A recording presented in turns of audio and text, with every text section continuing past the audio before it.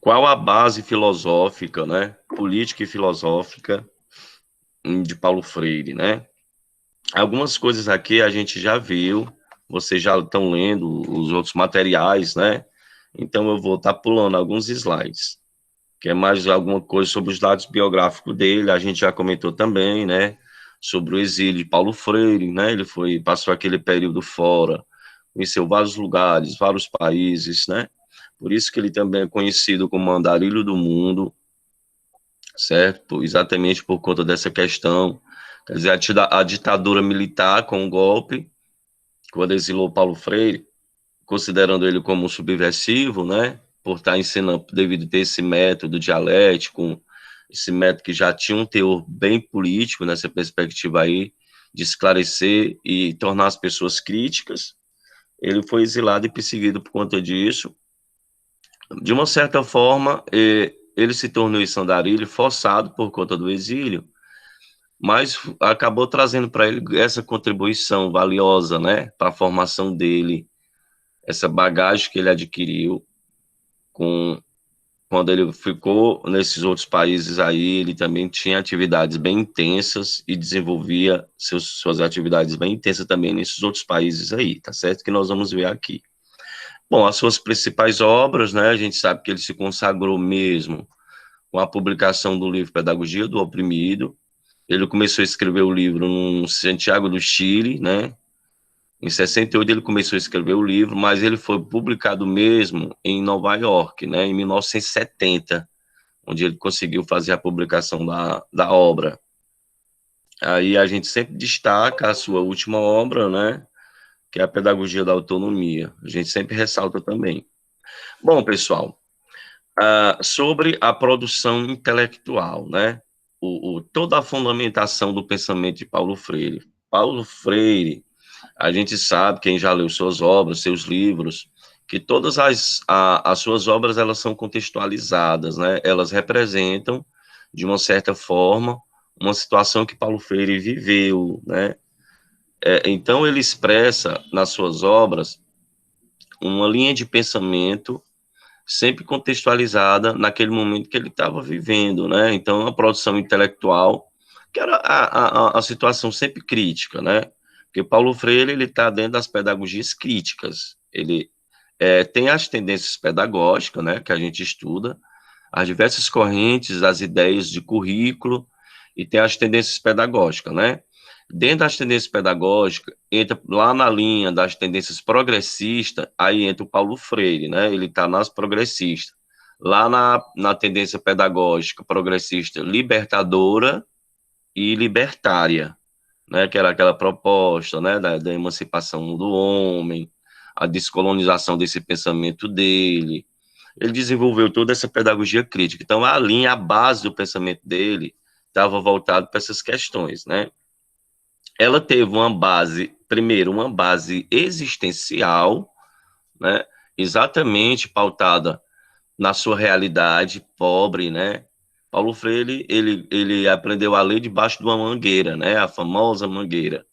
Quando a mãe dele, ele coloca isso lá no livro Pedagogia, a importância do ato de ler. Nesse livro ele ressalta sobre o início da sua alfabetização, né? A mãe dele foi a professora que ensinou ele a ler debaixo dessa mangueira, no quintal da casa dele, e usava gravetos, ela usava gravetos riscando no chão, né? Ensinando Paulo Freire a ler, né? E a escrever. Devido às condições, né, socioeconômicas na época, até porque não tinha a questão da escola, o prédio, digamos assim, as condições de escola naquela época, década de 20, né, década de 20, 10, 20, praticamente a escola era inexistente. A gente sabe quando a gente vê isso na história da educação brasileira.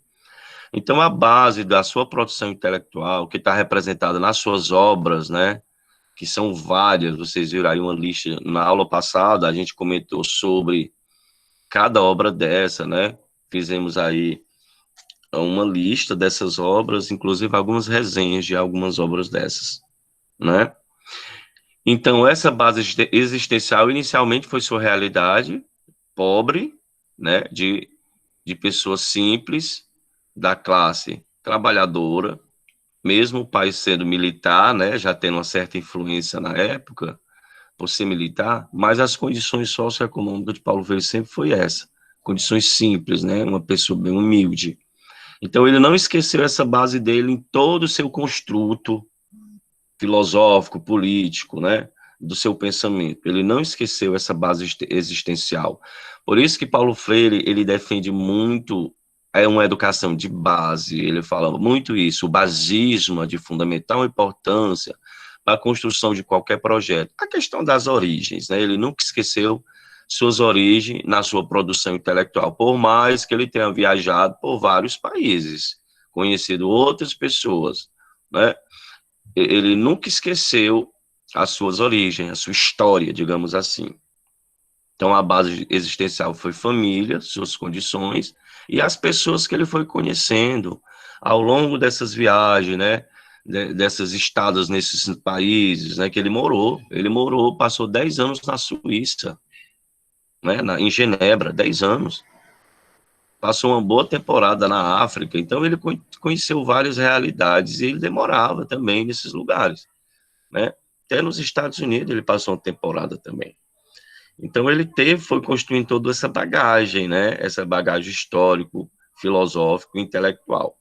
Então a sua produção também, pessoal, teve fundamentação filosófica, né? Eu falei para vocês que Paulo Freire era advogado, formado em direito, não chegou a exercer, digamos assim, essa profissão, porque ele se dedicou logo cedo ao magistério. Ele foi professor, iniciou sendo professor em uma escola secundária, se eu não me engano, de língua portuguesa, e aí depois que ele passou uma temporada ensinando em escola de segundo grau, que atualmente é o ensino médio, ele passou no concurso para professor da Universidade de Recife, passou no concurso e passou a ser professor da universidade. Foi aí que começou também a boa parte das suas pesquisas em cima do seu método, né? E também ele passou uma temporada no SESI, né?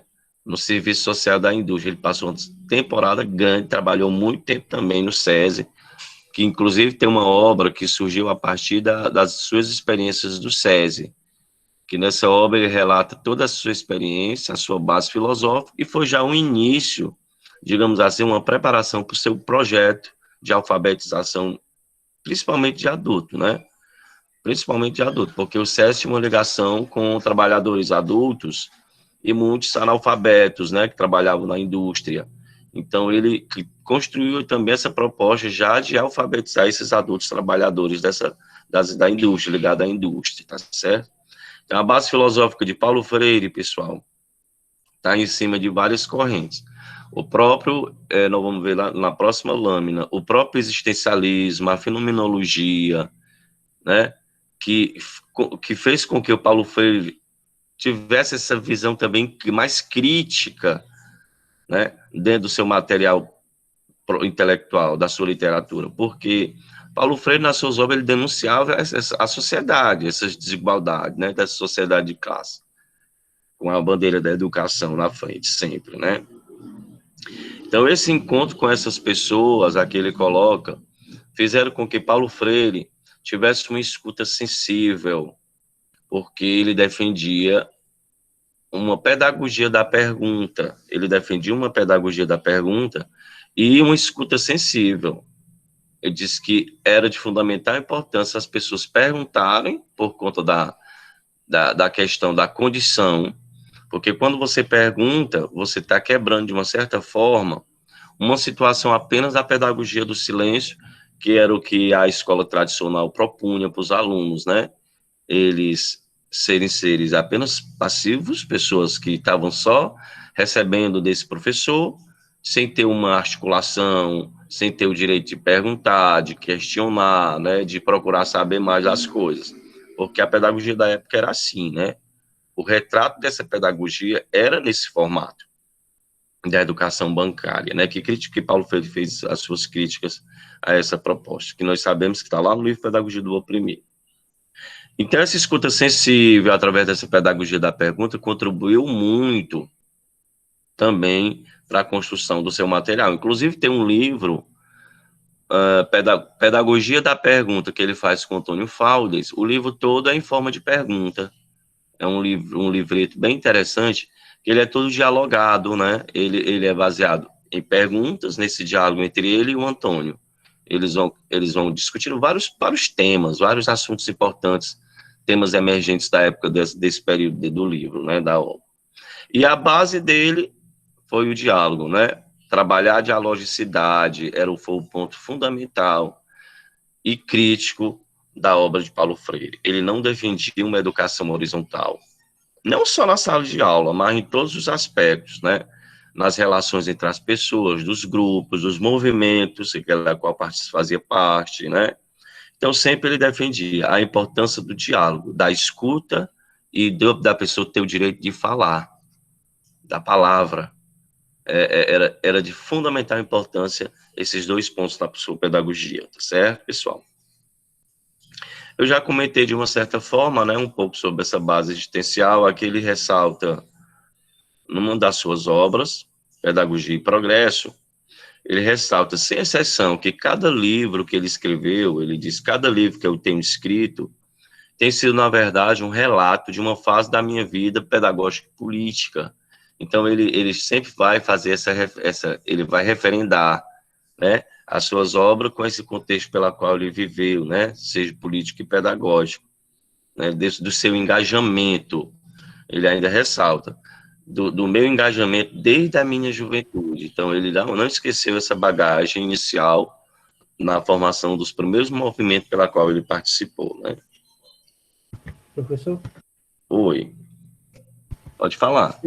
Você está apresentando o slide? Tá cortando? Você está apresentando o slide? Ah, eu não compartilhei tela, né? Desculpe, pessoal. Eu vou compartilhar agora, tá bom?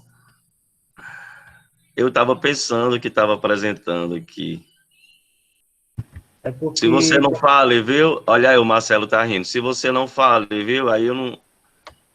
Mas eu vou voltar aqui. Tá aqui. Até usando a função da mão, não apareceu para você, não? É porque eu tô aqui com o slide aberto, mas no meu notebook, entendeu? Mas eu esqueci de compartilhar. Deu certo agora, né? Aí? Sim, sim. Tá bom, então. Deixa eu voltar aqui. Tá bom? Deixa eu voltar aqui. Eu já tinha falado um pouco sobre essa questão, né, dele como ser um andarilho, tá certo?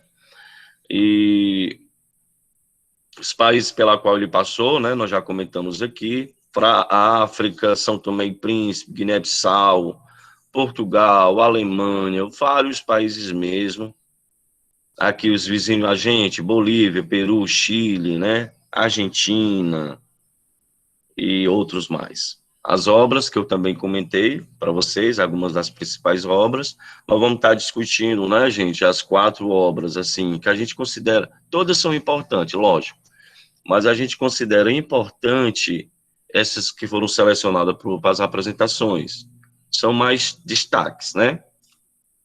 Bom, aquela produção intelectual que eu coloquei para vocês, né, a base existencial, aí eu comentei também dos fundamentos filosóficos, que Paulo Freire, além de ser formado em Direito, ele tinha toda uma base filosófica, né, foi isso que construiu o nome dele também como pedagogo, mas ele não era pedagogo de formação, ele era pedagogo de militância, né, ele é aquele pedagogo de causa, aquele pedagogo que se fez pela pesquisa dentro da educação, né, pela sua experiência dentro da educação. Ele não era pedagogo de formação inicial, né, que eu já comentei, falei um pouco também da base existencial dele, né, que foi seus engajamentos desde cedo, né, da juventude, contextualizando sua realidade nos primeiros movimentos pela qual ele participou. Bom, aí eu vou agora destacar aqui, pessoal, por tópico, tá certo? Vou destacar aqui por tópico. Primeiro, vamos ressaltar aqui as bases filosóficas, né? Como eu já comentei. Quais as correntes filosóficas que Paulo Freire se apoiou, né, para construir toda a sua literatura? Porque a literatura de Paulo Freire é uma literatura fundamentada, né, gente? Nós não podemos ver, nós não vamos analisar as obras de Paulo Freire como apenas dados vazios ou cheio de achismo. Não é, ele traz uma literatura toda fundamentada. Apesar de ser uma literatura crítica, na verdade, digamos assim, né? Uma pedagogia crítica fundamentada nesses dados, não só filosóficos, mas dados históricos, né? E dados históricos e contextuais também, tá certo? Bom, e aí temos aqui como primeira corrente o existencialismo, aqueles que gostam de filosofia, né? Que já fizeram filosofia, inclusive filosofia da educação, já conhecem, não vou entrar em detalhe aqui sobre cada corrente dessa. Mas o existencialismo, pessoal, ele veio, se eu não me engano, foi o Soren Kierkegaard, né, o pai dessa corrente, como o nome já está dizendo, né, influenciado já por fortes correntes, final do século XIX, início do século XX, da questão da quebra daquela visão teocêntrica do homem para uma concepção da antropocêntrica, né? O homem, após o Renascimento, que aconteceu, pós-Idade Média, passou a ser o centro, está no centro de tudo. Né? Então, o existencialismo, ele exatamente mostrava o homem enquanto ser não só pensante, mas um ser capaz também de agir, né, nesse espaço da sua existência, né, capaz de ter ações, de refletir sobre esse espaço, sobre sua realidade, de um modo geral. Por isso que a corrente já traz essa expressividade, o existencialismo, né? A fenomenologia também já é do início do século, né? Que também traz essas concepções da dialeticidade, né? Que tudo na natureza é explicado por fenômenos, e esses fenômenos são sujeitos a contradições. É por isso que Paulo Freire também está pautado e respaldado nessa concepção da fenomenologia. Os fenômenos que tudo que é isso no universo é explicado por fenômeno. E esse fenômeno está adotado também dessa concepção da dialética. Então, por isso que ele vem seguindo, pessoal, uma proposta radical, digamos assim, ou crítica de construção no seu pensamento. Ele teve também uma certa base cristã, a gente vê na sua própria linguagem, tem algumas obras que ele usa muitas terminologias voltado para palavras da igreja, né? Ele usa muito, inclusive ele em algumas das suas obras, ele dá exemplos do questão de Cristo, ele usa a palavra de Cristo, inclusive fala de Jesus, dá alguns exemplos semelhantes a Jesus, no caso, algumas ações que Jesus sofreu, né? Inclusive ele cita nas suas obras algumas questões que envolvem assim a situação do contexto de Cristo também. Ele usa Cristo para dar alguns exemplos, né? Das injustiças, né? Nesse contexto aí. Hegelianismo, todo mundo conhece, né? Corrente desenvolvida por Frederico Hegel, na Alemanha, né? Também era uma corrente crítica do pensamento, né? Que já trabalhava essa questão da criticidade do homem, né? No seu meio, na natureza, mais voltado para essa concepção política também, tá certo? E por último aqui, pessoal, ele esteve respaldado, inclusive, ele é criticado, né, como ele é acusado como doutrinador, exatamente por ele também trabalhar o materialismo histórico, né, de Karl Marx, né? Vocês já estudaram também, a gente sabe que vocês também passaram por todas essas disciplinas, já tem uma certa ideia de todas as concepções aí dessas linhas filosóficas, né? E o materialismo histórico vai exatamente trabalhar a denúncia também das desigualdades sociais, sociedade de classe, né?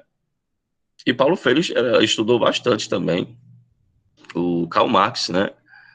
Teve uma fundamentação boa em Karl Marx também para exatamente construir essas suas ideias também das injustiças, da desigualdade, do capitalismo, enfim, essa crítica ao capitalismo, essa proposta de uma sociedade uma sociedade, digamos assim, socialista, né? Essa proposta que é defendida por eles aí, que foi defendida também por eles nesse contexto aí, né? Socialismo. Bom, a questão das pessoas, né? As pessoas que tiveram com ele como eu coloquei, lógico, ele sempre coloca a família como a base de tudo, toda a história de sua vida, de sua trajetória, ele coloca sempre sua família, né? Aí falou do seu pai, da sua mãe, ele sempre coloca que a mãe, o pai e a mãe dele sempre foram pessoas bem amorosas, ele usa muito esse termo, que cuidavam mesmo bem da família, né? E a mãe, né, como ele coloca aqui, dona de casa e também muito religiosa, né? Muito católica. Teve irmãos, lógico, e duas esposas, a primeira falecida em 1986, né?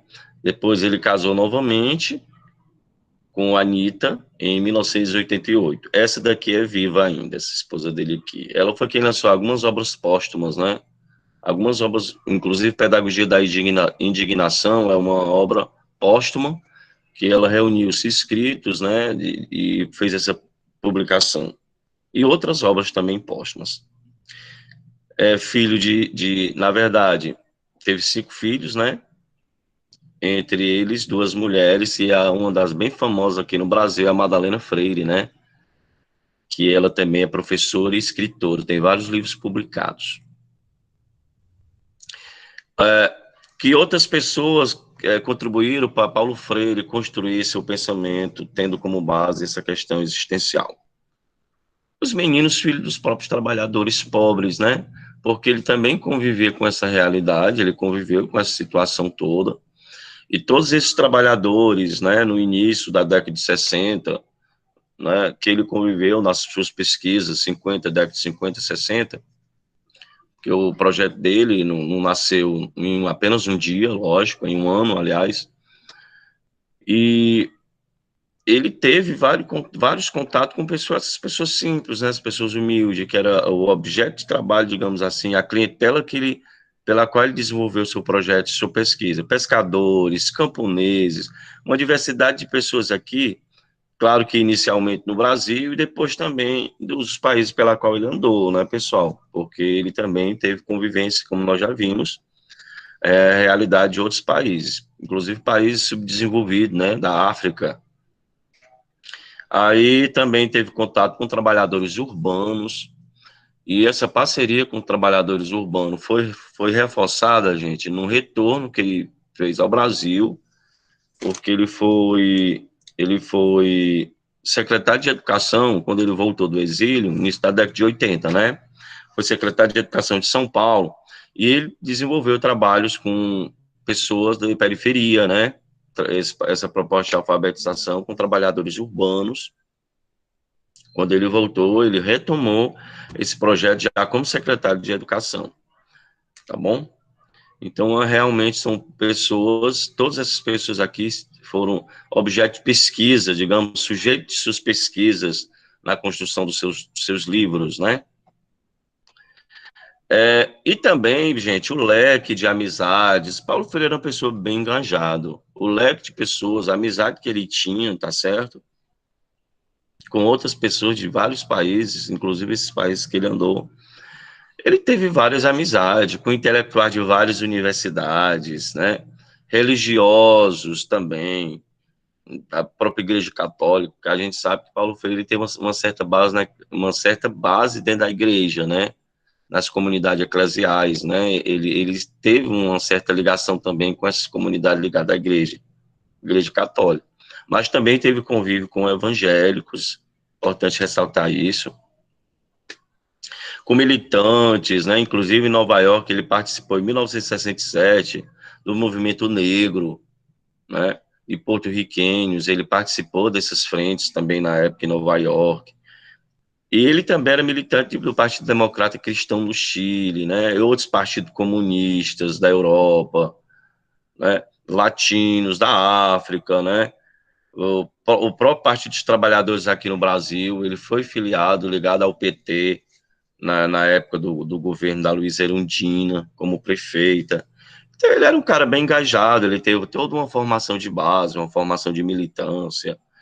Tudo isso, pessoal, foi contribuindo, né, essa construção desse vasto material que ele tem aí, que ele nos deixou, né, para a gente refletir sobre a sua literatura e sua pedagogia, e levar para a nossa prática pedagógica essas reflexões. Ele também teve contato com outros exilados, né? Porque Paulo Freire não foi o único a ser exilado, lógico, a ser exilado por conta da ditadura, né? Ele teve contato com outros exilados lá fora, né? De outros países também, não só do Brasil, né? Mas do próprio exilados colombiano, venezuelano, boliviano, argentino, mexicano, exilados brasileiro também, está aqui no hall. Ele teve convívio, então eu imagino Paulo Freire encontrando ele na condição de exilado, também com outros exilados, as discussões que também não rendeu, né? A aprendizagem dele, esses grupos que com certeza ele se reuniu sempre, tá bom? Inclusive exilados da própria África, né, e Suíça.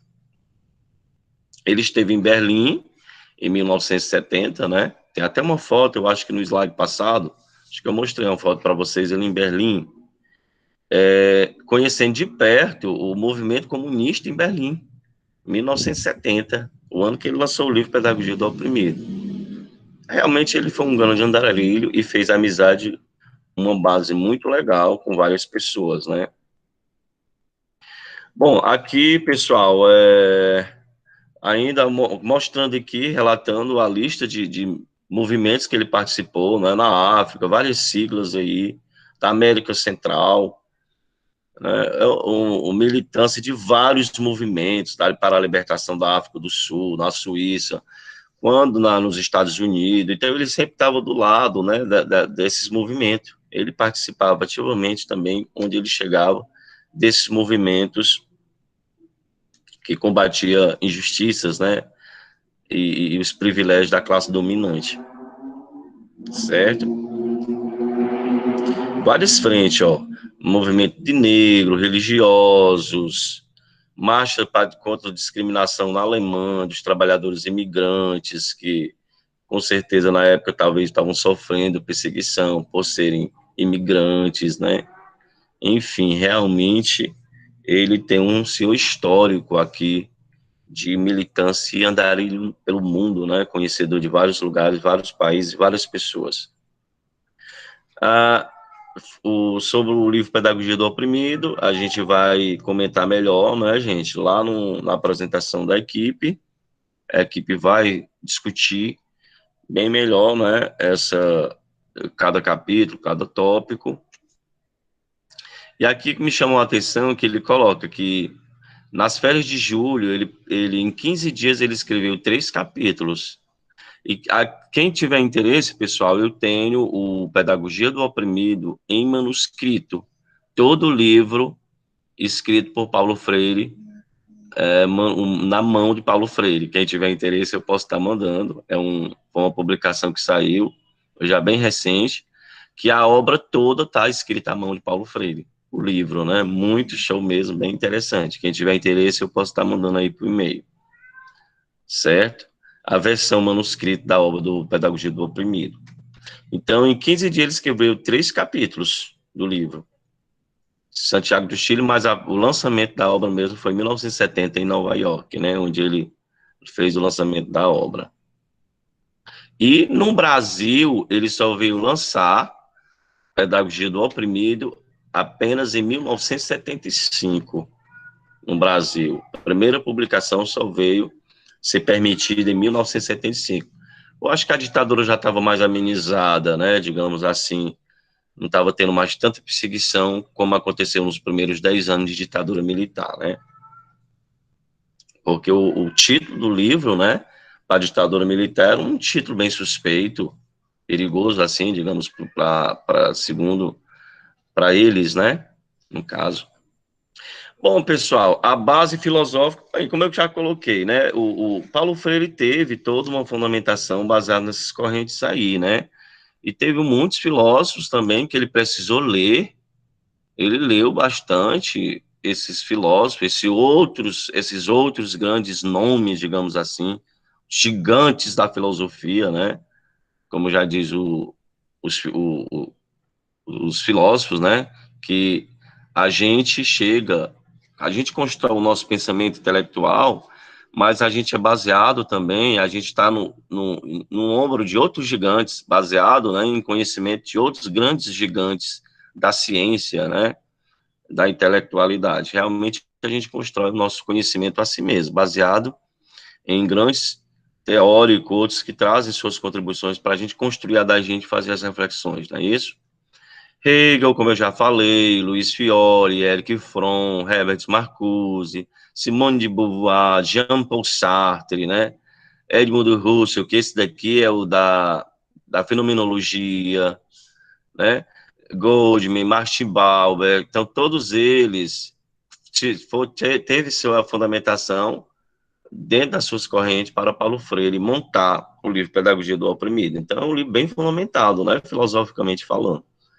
Os filósofos marxistas que Paulo Freire também leu para desenvolver, né, fundamental o Pedagogia do Oprimido. Tem aqui o exemplo de alguns, o próprio Karl Marx, né, ele leu Karl Marx, Frederico Hegel, Rosa Luxemburgo, também Lukács, muito famoso, George Lukács, né, nessa linha aí marxista também, Mao Tse Tung, Francis Fanon, Regis Debré, Ernesto Che Guevara, o Che Guevara, ó, o próprio Che Guevara, o Karel Kozik, Lenin, o Fidel Castro, o Louis Althusser, que é aquele filósofo francês que desenvolveu as teorias da escola como aparelho ideológico do Estado. Então, ele teve uma fundamentação bem legal aí, baseado em grandes gigantes, né, das ciências e da filosofia.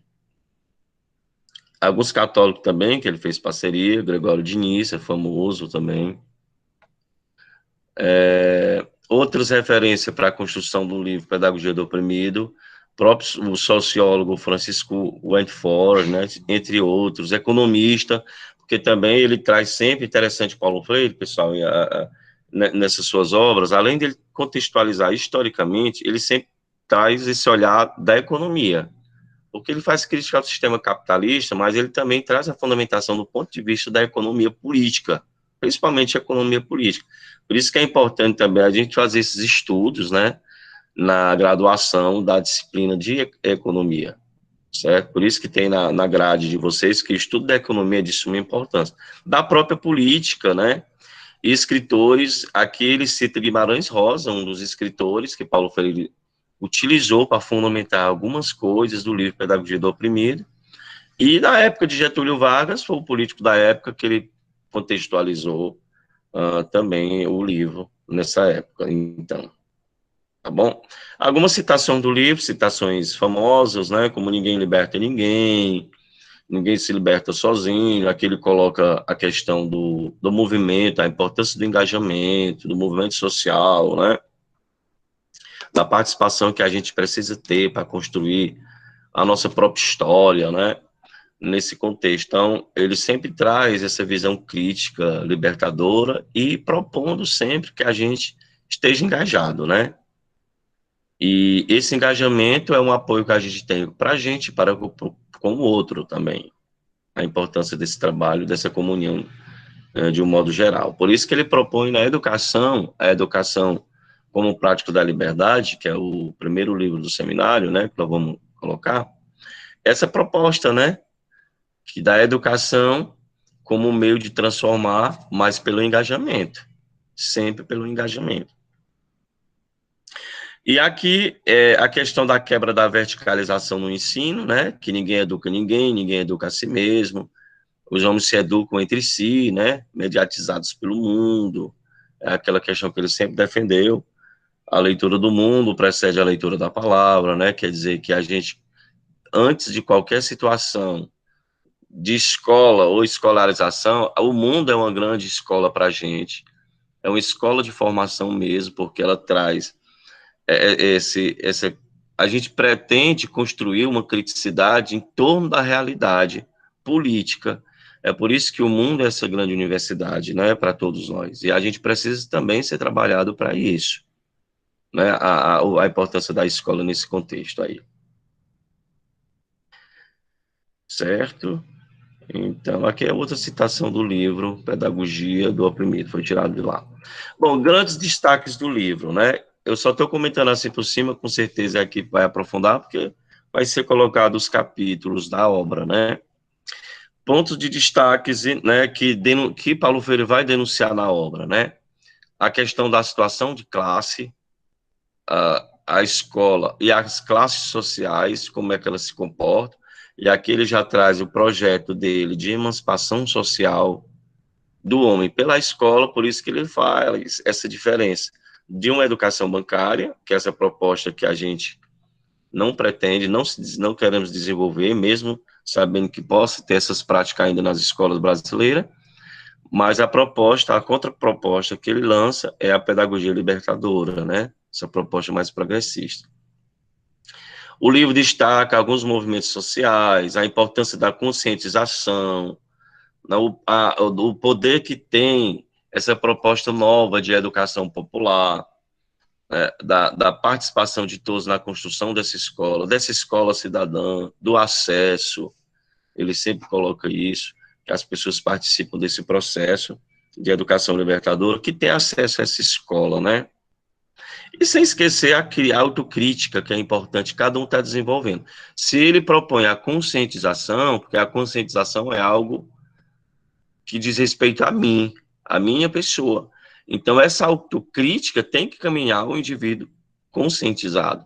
E para a gente conscientizar alguém, não é doutrinar, porque teve também os críticos que dizem que a palavra conscientização poderá estar relacionada à questão da doutrinação, né? Mas conscientização aqui é exatamente essa autocrítica que você já construiu dentro da sua história de vida, dentro da sua trajetória de vida, né? E essa autocrítica está relacionada a tudo, a economia, a política, o meio onde a gente está inserido, a própria cultura, enfim, sempre tendo essa base, a educação como base, né, pessoal?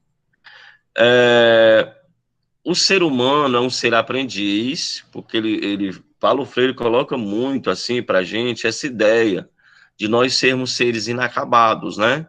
Porque ele é dialético, a base filosófica dele, de Paulo Freire, a gente sabe, o existencialismo, a fenomenologia, né, contribuíram muito para essa concepção dialética dele.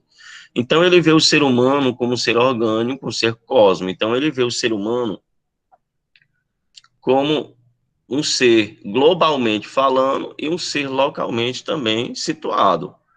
Porque ele defende a história de cada um, a cultura, a realidade de cada um, mas ele vê esse ser humano num contexto global também planetário. Então, ele valoriza o ser humano enquanto espécie, e aqui já é a concepção planetária, nós enquanto espécie. Aí aqui ele vai trazer enquanto cidadão, inclusive Paulo Freire, gente, ele usa a palavra cidadão do mundo, porque ele não quer restringir o cidadão apenas àquele ser individualizado de um contexto. Apesar dele defender a contextualização, lógico, mas é o cidadão do mundo, aquele ser, né, um ser que faz parte de um universo, um cosmo orgânico como um todo, um ser aprendiz. Destaca sempre as classes trabalhadoras, que são as massas. Não esquece que tudo isso está fundamentado em um criador. Ele defende muito essa questão da criação, porque ele também era muito católico, religioso, né? E as raízes que jamais devem ser esquecidas. Quando a gente fala raiz, aí ela está até destacada, a palavra raiz. Ela se refere à história de vida de cada um, né? O contexto, a trajetória de vida, de militância, de ser, enquanto espécie inserida em uma realidade socioeconômica e política.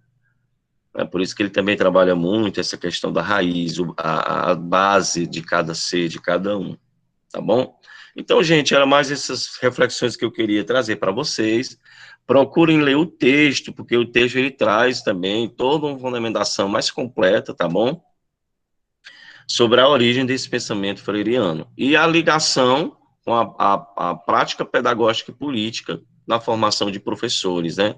Que nós não podemos sempre estar fazendo esse link, a gente sempre tem que estar fazendo o link. Pensamento de Paulo Freire relacionado com a prática pedagógica da formação de professor, que é a base de tudo isso, tá bom? Tem um outro slide aqui, gente, já são 19h57, né? Gente, essas frequências, ó, deixa eu passar aqui a frequência, eu fiquei de passar agora 8 horas, tá bom? Pronto, gerei aqui já uma frequência para garantir logo aqui quem está presente na sala.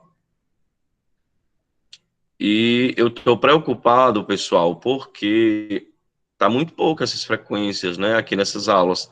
Nós temos aqui 15 alunos numa turma de quase 30, a metade, né?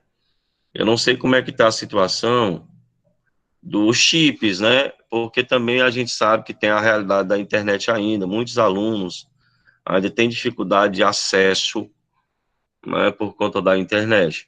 Eu vou enviar, viu? Eu vou enviar para todo mundo por e-mail o livro, tá bom? Vou enviar para todos.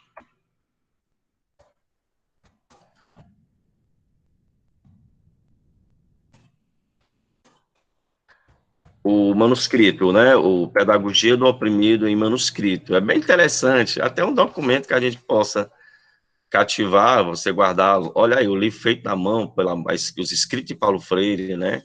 Interessante. Tá bom? Vou enviar sim, Jefferson. E então, assim, gente, ó, é um pouco dessa discussão, né? Então, vamos fazer essa segunda parte da minha fala da aula de hoje. Eu vou pegar, continuar essa mesma linha. Aqui eu falei de um modo geral, o pensamento de Paulo Freire de um modo geral, né? As bases filosóficas, a base existencial do seu pensamento, o que levou toda essa produção intelectual, né, a ser registrada nas suas publicações, toda a sua base histórica, digamos assim, intelectual. Agora, essa segunda parte da aula, eu vou utilizar outro slide aqui, tá?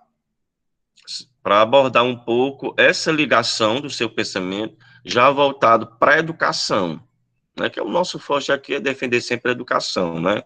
Pensamento de Paulo Freire voltado para a educação, tá bom? Eu vou agora apresentar aqui o slide, senão eu esqueço, porque a gente abre aqui no notebook, porque o Meet só libera se a gente abrir primeiro. Aí a gente pode esquecer, achar que porque abriu, né, pode estar sendo apresentado, né? Então a gente tem que ficar atento nesse ponto também, tá? Deixa eu abrir aqui ele.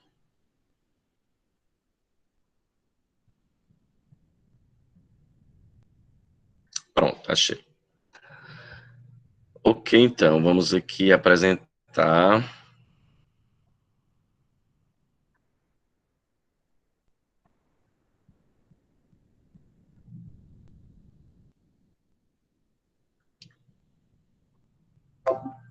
Pronto. Bom, gente, então, na verdade, eu queria iniciar essa apresentação dessa segunda parte da nossa aula de hoje, falando um pouco dessa concepção. Sempre, gente, nós vamos estar pegando essa parte da dialética de Paulo Freire, né? Essa base filosófica e dialética de Paulo Freire. Porque ele era um ser de movimento, né? Um ser crítico de qualquer contexto, qualquer realidade. Vocês viram que Paulo Freire não só defendeu a bandeira da educação, né? Ele defendeu qualquer forma, qualquer bandeira. A gente viu pelo próprio histórico de todos os partidos, movimentos pela qual ele também esteve engajado, né? Pela qual ele participou, não só aqui no Brasil, mas em todos os países que ele chegava, né?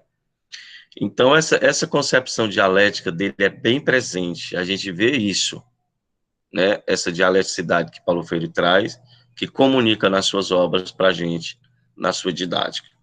O mundo não é, o mundo está sendo. É a criticidade.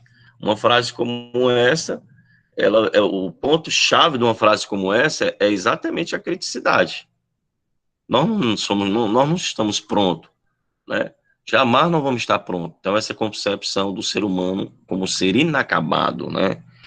Nós não podemos esquecer isso. Eu vou pular aqui essa primeira parte, porque eu já falei que são os dados biográficos, né? Gente, nós já vimos nas primeiras aulas. Só reforçando, falar em dados biográficos, pessoal,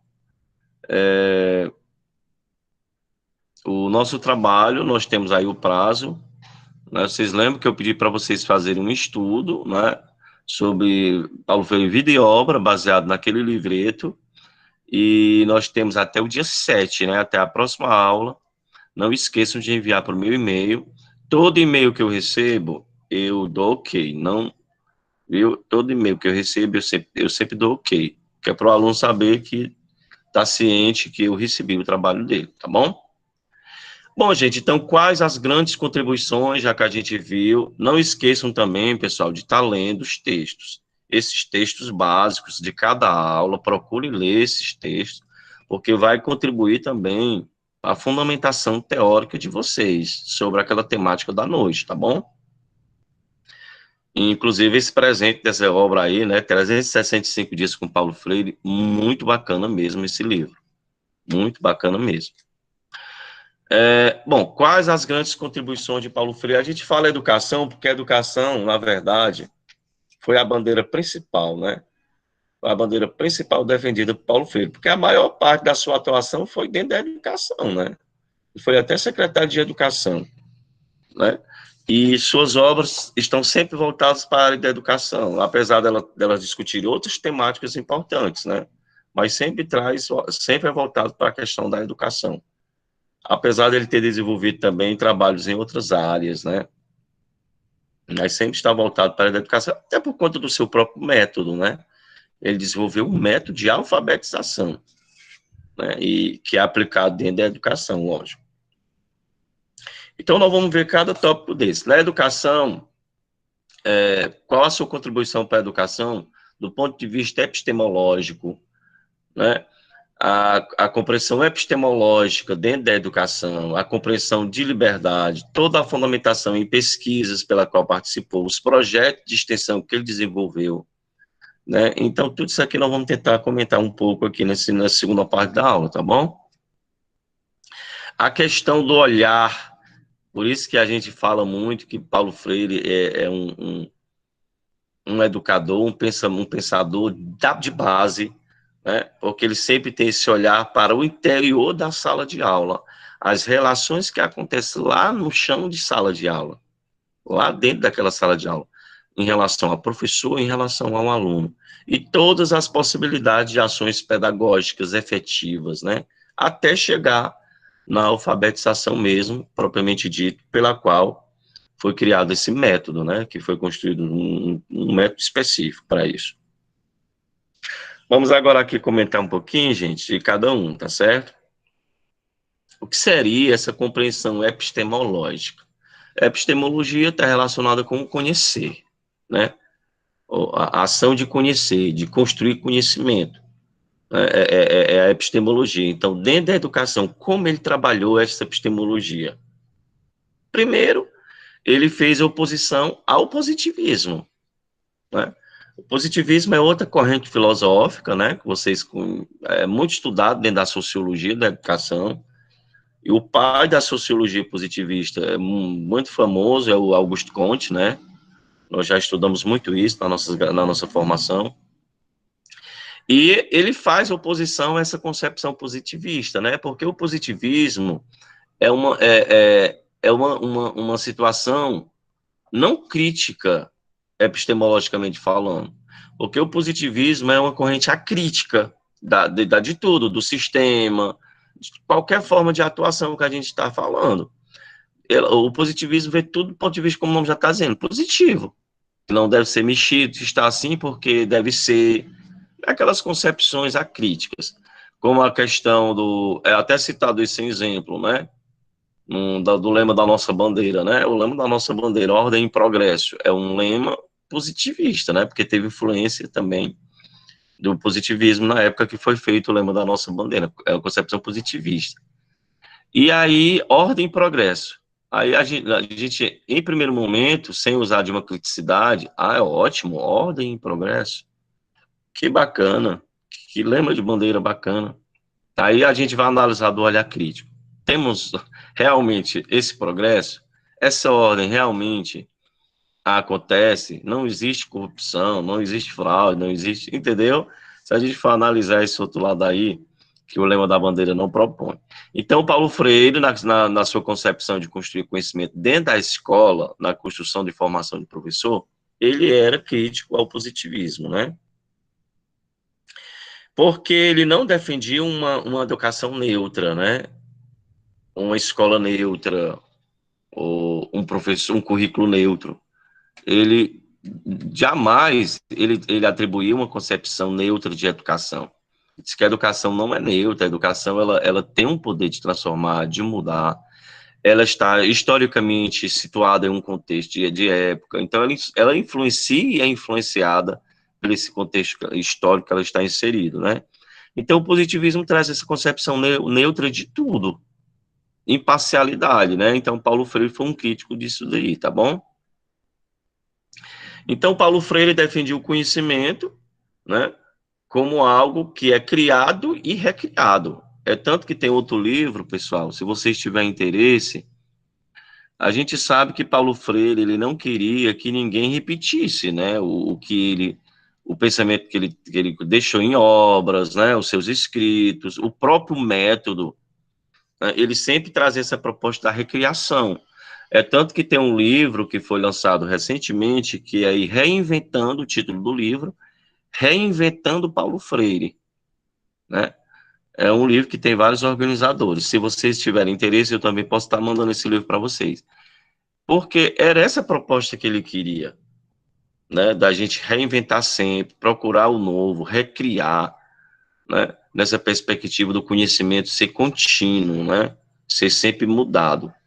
Então, ele não defendia essa concepção positivista nem da educação, muito pelo contrário. Uma educação sempre transformadora, né, dessa realidade, tá certo?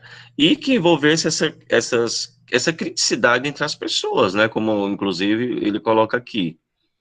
Porque o conhecimento não é fixo, como a educação bancária trabalhava, né? Conhecimento fixo, pronto e acabado, né? Ele, como sujeito da dialogicidade, ele também trabalhava a dialética, né? Freire trabalhou bastante a dialética, um sujeito crítico. E um professor crítico também formar as pessoas críticas, nesse contexto como um todo, tá certo? E ele defendia, nesse processo de epistemológico da construção do conhecimento, sempre ele ser dinâmico, né? Ser produzido coletivamente e ser dinâmico, baseado sempre nesse contexto de leitura do mundo. O mundo deve fazer parte da construção desse currículo dentro da escola, sempre. E aí, quando a gente fala o mundo, a gente sabe que a gente está falando de respeito, né? De horizontalidade, de cultura, tudo aquilo que favorece uma prática pedagógica dinâmica e contextualizada, tá, gente? E, e aqui, em relação à questão ainda dessa proposta dentro da educação, do seu pensamento, pessoal, essa palavra de fundamental importância, a humanização. Também eu tenho um livro, eu posso estar mandando para vocês, eu tenho muita coisa aqui de Freire, né, que eu estudo Freire há muito tempo, que é a humanização na educação, o título desse livro, que ele vai falar, né, a humanização nas relações pedagógicas, a humanização na formação de professor, a humanização na formação do aluno, e não podemos esquecer, pessoal, quando falamos de Paulo Freire, dessa humanização que ele trouxe, que ele desenvolveu dentro das relações, né, da educação, porque ele, com essa proposta de humanização, ele fazia a tentativa de combater a desumanização, que é o contrário da humanização, né? E todas essas contradições, essa proposta de humanização ia trabalhar. Todas essas contradições dentro da sociedade e dentro da escola como um todo, né?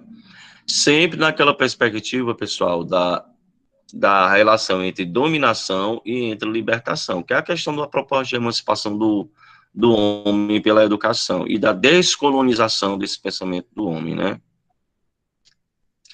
E foi baseado, pessoal, nessa concepção epistemológica dele, que ele construiu o livro Pedagogia do Oprimido, e a sua base teórica daí nasceu a relação entre o oprimido e o opressor.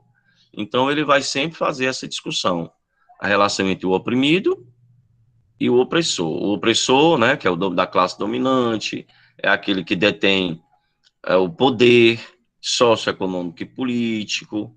O oprimido é a classe trabalhadora, são os marginalizados, os descamisados, né, que Paulo Freire usava muito também isso, os descamisados.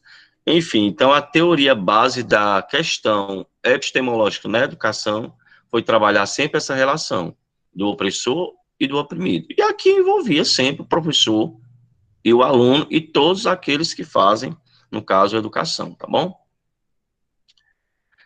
E essa história já foi bem falada, né, pessoal? Sempre trabalhar a criticidade, o diálogo e a criticidade, porque a criticidade e o diálogo, nessa formação do sujeito, leva o indivíduo a exatamente desenvolver nele essa conscientização, essa reflexão e, por fim, a ação, porque a base de tudo isso é a ação.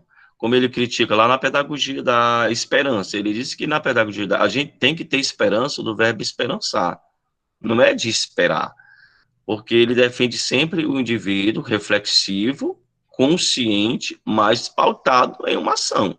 O que me adianta eu ser crítico se eu também não contribuo para transformar a realidade por falta dessa ação que eu também posso estar fazendo, né? Então ele coloca muito isso. Então a gente tem que ter esperança também do buscar, do fazer, do ir atrás, digamos assim, do se mexer, né? Digamos assim. Bom, pessoal, alguma dúvida, alguma pergunta, podem ligar os seus áudios, não tem nenhum problema, tá bom? Eu estou aqui aberto a qualquer questionamento, a qualquer dúvida que vocês queiram estar fazendo, tá bom? Em relação ao que eu estou propondo aqui, as lâminas que eu estou trabalhando hoje, do pensamento freiriano, tá certo?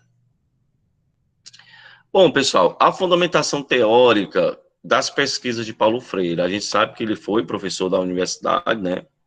Depois foi que ele foi exilado, mas ele já era concursado da Universidade de Recife, e nesse trabalho que ele fez na universidade, ele desenvolveu vários projetos de extensão, inclusive as pesquisas sociais das animadoras, porque assim, as palavras, os temas geradores, né, as palavras-chave que eram usadas lá no seu método, quando ele formava determinadas turmas, ele formava, por exemplo, uma turma de pescadores. Aí ele mandava as animadoras, que eram alunas dele, lá da universidade, né, do curso na qual ele trabalhava, e elas desenvolviam pesquisa, passavam um tempo desenvolvendo pesquisa social lá com os pescadores, coletando quais palavras eles usavam mais no dia a dia, os seus costumes. Depois era que Paulo Freire, pessoal, ia produzir todo o material pedagógico, as cartilhas, né? Depois eu vou até estar mandando para vocês algumas cartilhas da época. Achei bem interessante, algumas cartilhas que eram feitas na época. Porque ele também desenvolveu o material impresso, viu? Ele usava um material que era desenvolvido. Inclusive, na África, no outro curso, noutra formação que eu fiz, ele mandou para a gente todo o material que era usado lá na alfabetização em São Tomé e Príncipe, na África, na alfabetização de adultos. E o projeto que ele desenvolveu lá de descolonização daquelas pessoas, né? Pessoas humildes, simples e também ignorantes do ponto de vista do analfabetismo, né? Então, o ponto-chave de todos os seus projetos que ele desenvolveu de pesquisa era a respeito da identidade cultural. Por isso que essas animadoras, as alunas que faziam essas pesquisas de projeto de extensão, inclusive, pessoal, tem até um livro dele, né, que ele fala sobre a extensão e comunicação, que também era um tema interessante que Paulo Freire já trabalhava, né, são a questão das extensões, a universidade trabalhando com a questão do seu entorno, né, com a sociedade como um todo. A importância que tem também a extensão, né, nessa questão da construção de um projeto de pesquisa. Aí aqui tem alguns trechos que eu não vou ler aqui, eu só ressalto, tá bom? Essa experiência acadêmica dele. E aqui ele fala também, lá nessa proposta do livro, da extensão, ele fala que mais respeitar a cultura do outro não significa manter o outro na ignorância, sem necessidade. Por isso que ele tinha aquela proposta de círculo de cultura, né? Que cada um tinha direito de falar, ninguém sabe tudo e ninguém ignora tudo, que quer dizer, cada um tem seu conhecimento. Aí ele fala também aqui, né, que todos devem ser respeitados a sua cultura, não significa manter o outro na ignorância, mas fazê-lo superar a sua ignorância. Também não significa ultrapassar o sistema de interesses sociais e econômicos da sua cultura. É como se houvesse gente inteligente no outro planeta, ou no outro lugar, ou no outro universo. Ele usa até essa analogia aqui. e viesse aqui agora e dissesse a mim o que eu devo pensar de forma absoluta, contrária àquilo que penso, pois lá já se pensa diferente.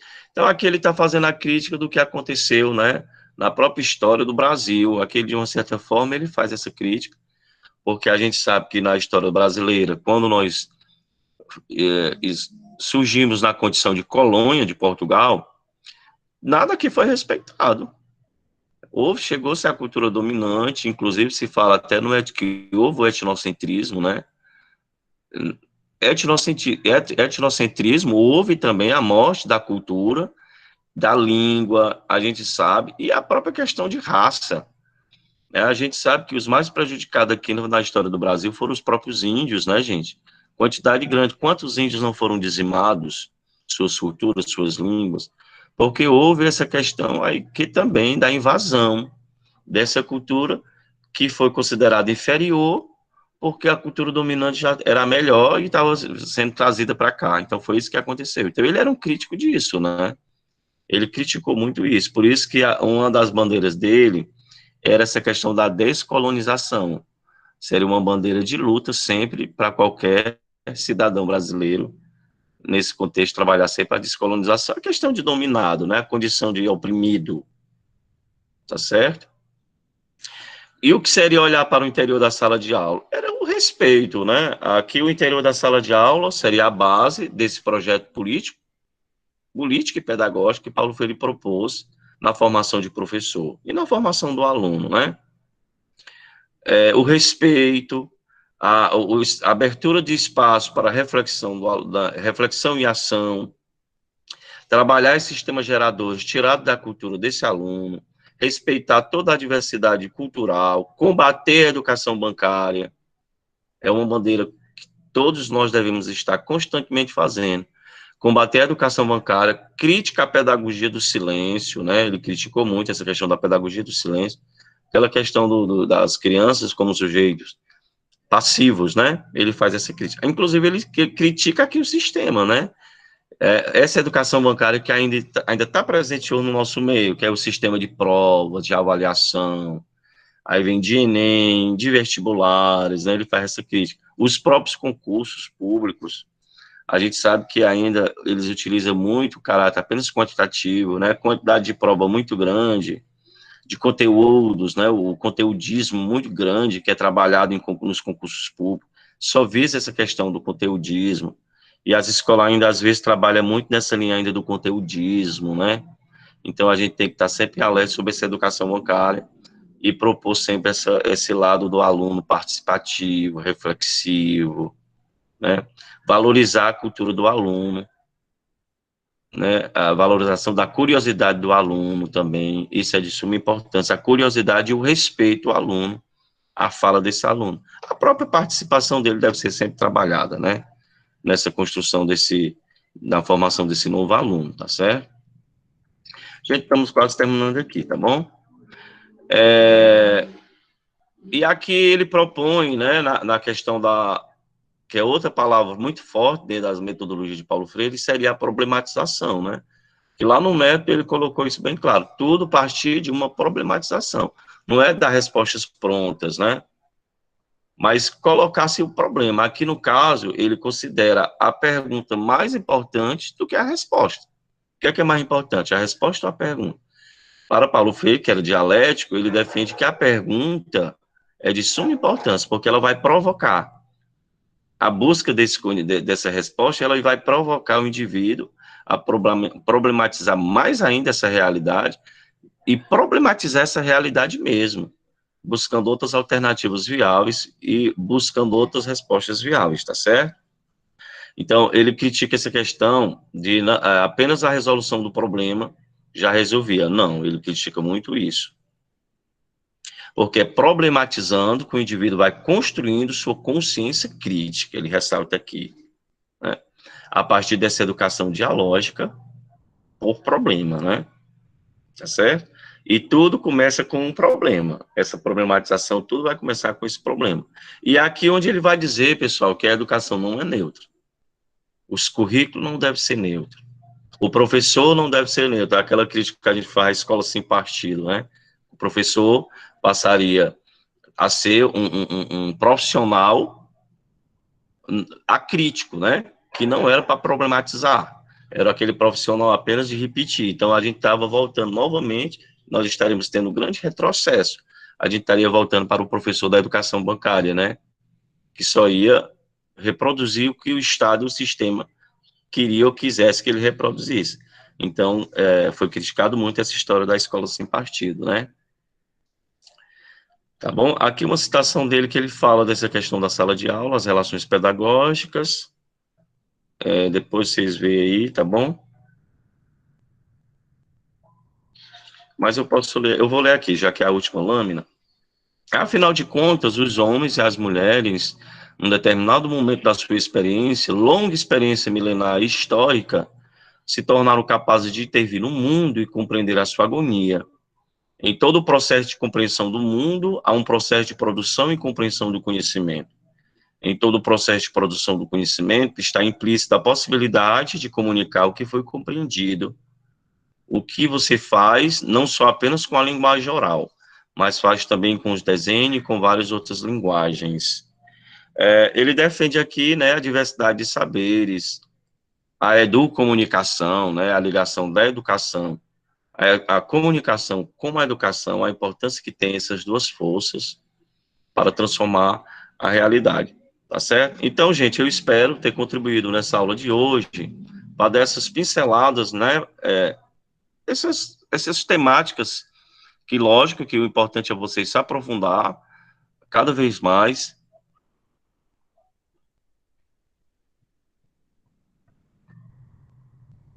Estou vendo aqui o chat, viu? Uhum. Que assim, que sirva para vocês compreender, tá certo? Esse pensamento freiriano, né? Como foi que nasceu esse pensamento? Por que que Paulo Freire se tornou Paulo Freire, tá certo? E a sua vasta literatura que eles não deixou, né? Então procure ver suas obras, né? Procure analisar cada vez mais suas referências bibliográficas. Esses artigos que eu coloquei, procure também fazer suas leituras. Por enquanto, eu não vou deixar nenhuma atividade, vou deixar vocês só mesmo para lerem as obras dos seminários, né? Eu só tenho uma atividade, não é isso? Até agora eu só passei uma atividade, não foi isso para vocês? Que foi da biografia, né? Me confirma aí, por favor, que hoje eu tô assim, um pouco aéreo, tá, gente? Então, me confirme aí, tá bom? Pronto, só uma atividade até agora, né? Então, pronto. Então, que fica a atividade do livro, tá bom? Para vocês, do livro do seminário, para vocês lerem, se aprofundar cada vez mais sobre as obras, que vai ser discutida aqui a partir da nossa próxima aula, já vai ter a primeira apresentação, né? Vai ter a primeira apresentação. Fica oscilando, né? Assim, a internet, algumas pessoas entram, saem todo o tempo. Eu percebo mesmo isso. Tá bom? Infelizmente, nessas aulas síncronas não acontece isso.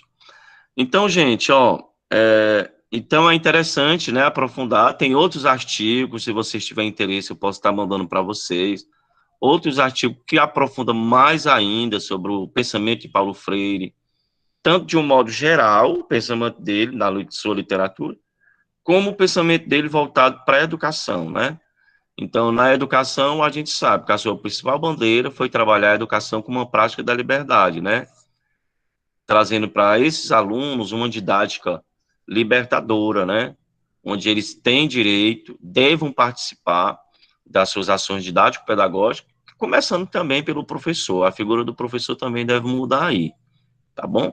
E para a educação e para a sociedade de um modo geral, vocês viram, né? Construir um sujeito crítico, um cidadão crítico, né? Com consciência crítica, nessa perspectiva sempre do homem, um ser emancipado, livre das ameaças do opressor.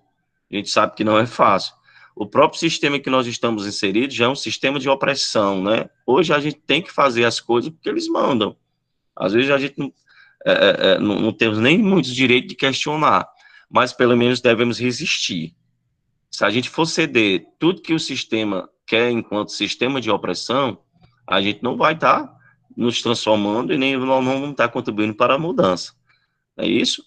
Então, que a gente também reflita sobre esse ponto aí, que o sistema está aí, ele é opressor, mas nós devemos sempre estar resistindo, porque essa foi a maior lição que Paulo Freire nos deixou, foi a resistência.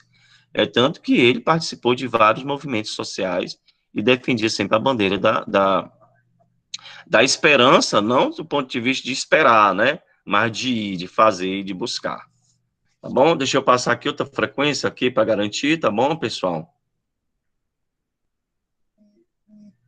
Deixa eu passar, passei outra frequência aqui, tá? Já passei outra, gerou. Tá bom? Então, gente, depois procure enviar aí o material que eu enviei para vocês. Eu vou enviar agora o livro, manuscrito da Pedagogia do Oprimido. Qual foi o livro? E o Reinventando Paulo Freire. Eu vou mandar também para vocês, que é um livro muito bom, onde vocês vão se aprofundar mais ainda no pensamento dele, tá bom? Alguém gostaria de fazer algum comentário, pessoal? Aí, ligar. Ah, tem uma mãozinha aqui, ó. É o Diego, é? Ou é a Aline? Pode falar, viu?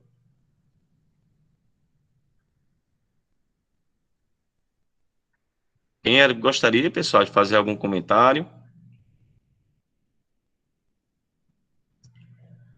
Alguém gostaria de fazer algum comentário? Pode escrever também aí no chat, sem nenhum problema. Ninguém?